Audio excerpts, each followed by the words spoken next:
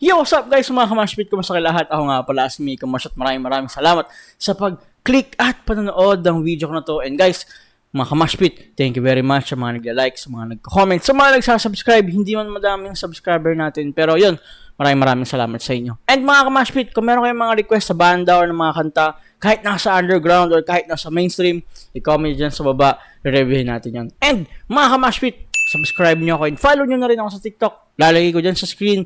If meron kayong time, yan, check out na lang din. And, ngayong gabi ay re-reviewin and re-reactan natin ang bandang Dicta License at ang kanta nilang, ang haba ng title, Alay sa mga nagkamalay noong dekada 90.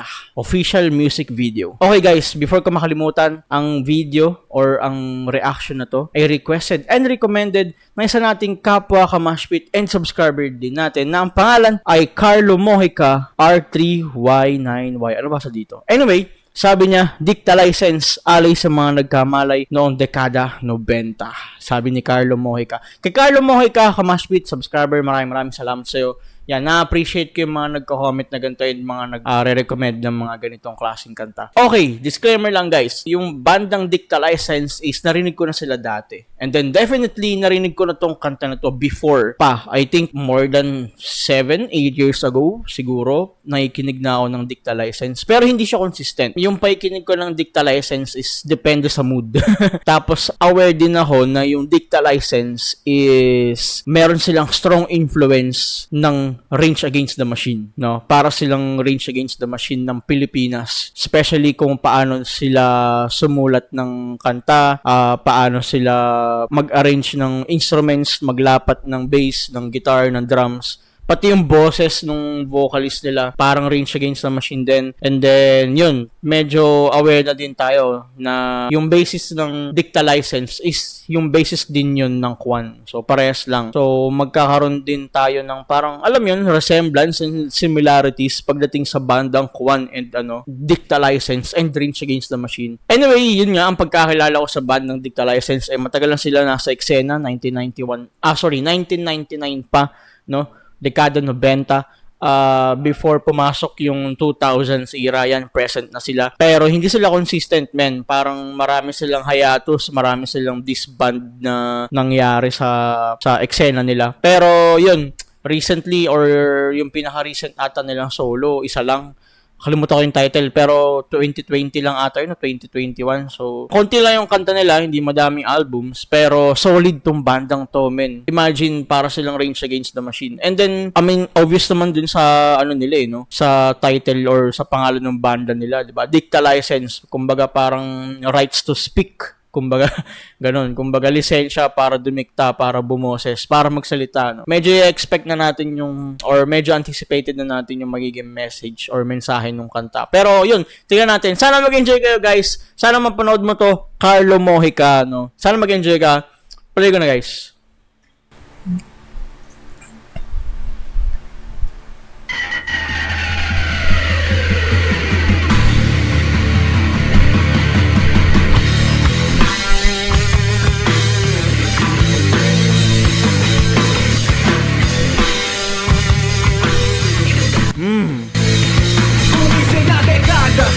Hinahanap muli ang bawat boses na tumutugon sa tawag ng lahi. Bawat boses na sinilang nung dekada 90. Sariling interes lang daw ang yung nakikita. Diba? Para silang Rage Against the Machine, men. Rap metalcore, pare, no? Sarap sa tenga. Den, den, den. Den, den, den, den. Tapos parang yung resemblance din ng distortion niya, no? Papunta dun sa Rage Against the Machine. Sobrang taas. Pati yung way ng singing, yung rap metal, no? Sarap sa tenga. Sarap i-jam. Pati yung bass, men. Bass line.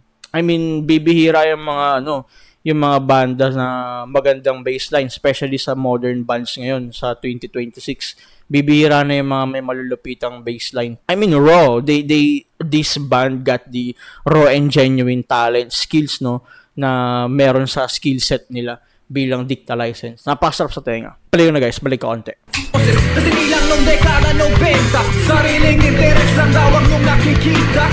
Nababahala ang nakakatanda. Sabi-sabi nila'y mahina na yaring mga bata. Laki sa layaw at hindi na handaan ng tugo ng kabataan sa ganitong pagkutsa. Ang alam Nice. Chorus.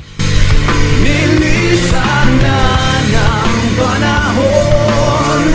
Kumilos na mga ubeng, ugtangin ng nakalibing na alay mo. Nice. Yeah, sinasabi ng mensahe na na yung past generation is yung mga kabataan nung isinilang nung 1990s or nung dekada 90 kumbaga parang hindi na sila masyadong useful para sa community.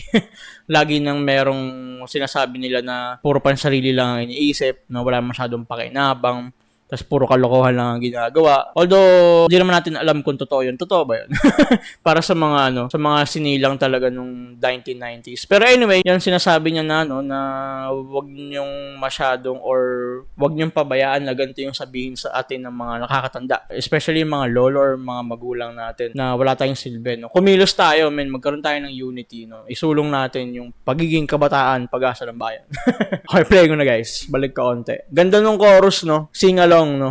Swabe lang. Kumilos na mga ubeng, ugtangin ng nakalibing Melodic. na alay mo. Swag, pare. Boss na kinakailangan magtubo sa aking dekadang binabati ko. Karanasan ay kabos, di raw tayo nakasama sa tunay na pagkilos ngayon. Kaya ako'y nagtatala, bagong kasaysayan aking nilalathala. Nang balang araw mababalikan ko rin, sa guhita ang mga kwento ay akin. Nice. Ay mo, Chorus, balik lang. nilisan na ng panahon. Tumilos na mga ubeng, ugtangin ng nakalibing na alay mo. Naiwan. Yung maganda dito sa Dicta License, yung pagiging rap metal nila sa kanta nila. Sobrang solid in a sense na na hindi ko masabing may originality. Kasi that time or this time nung sumikat or nung nakilala yung Dicta License, most probably kilala na yung Rage Against the Machine.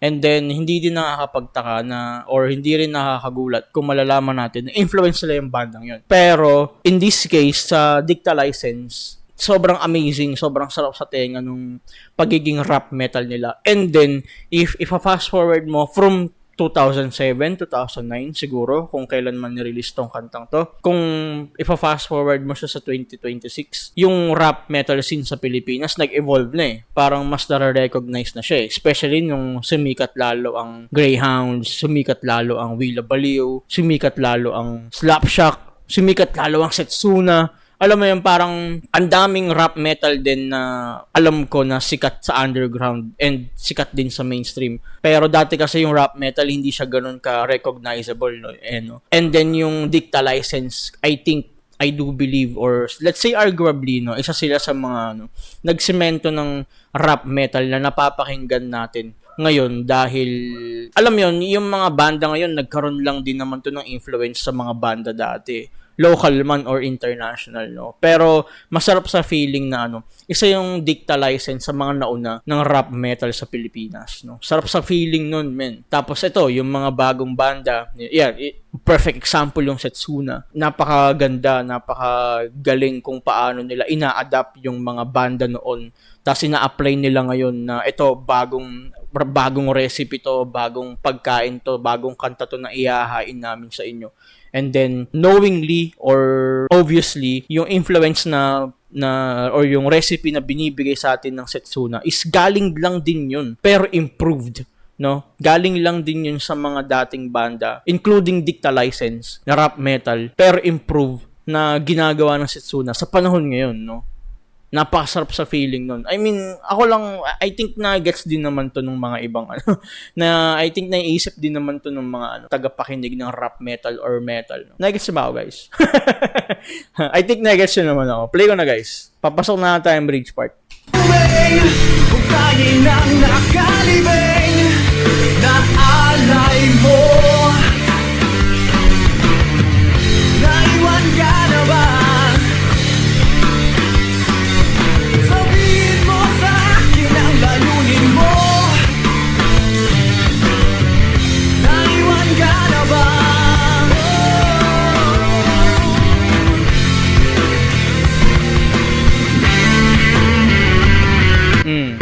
Mga kabataan.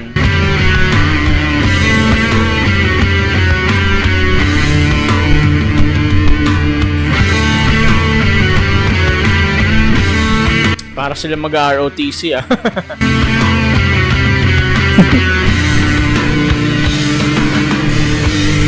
Ang alay mo'y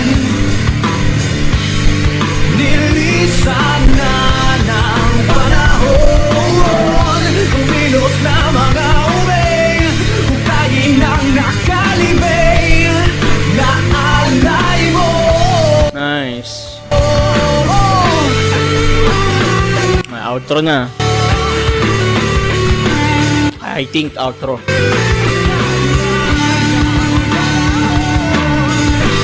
Yeah.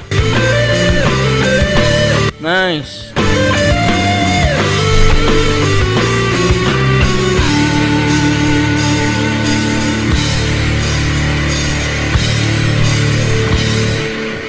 Sarap nung nung tone ng guitar niya, no? Damn!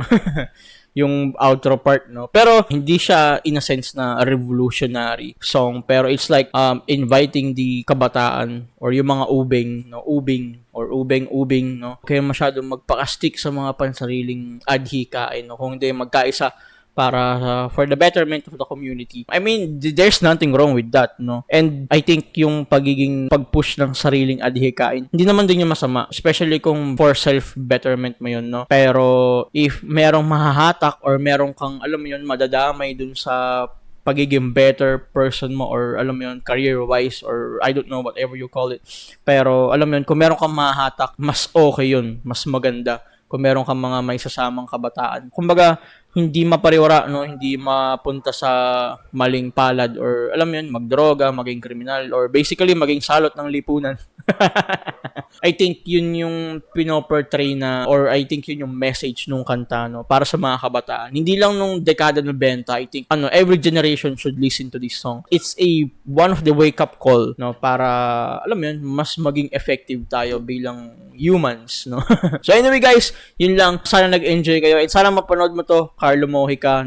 Napakaraming salamat. And napakagandang kanta galing sa Dicta License. Sana nag-enjoy kayo. Muli, ako nga pala si Miko Mosh. Maraming thank you sa mga nanood, sa mga nag-click, and sa mga nagsasubscribe. Kung meron kayong mga request na kanta, yan, comment nyo dyan sa baba. And mga kamashpit, subscribe nyo. Okay, follow nyo na rin ako sa TikTok.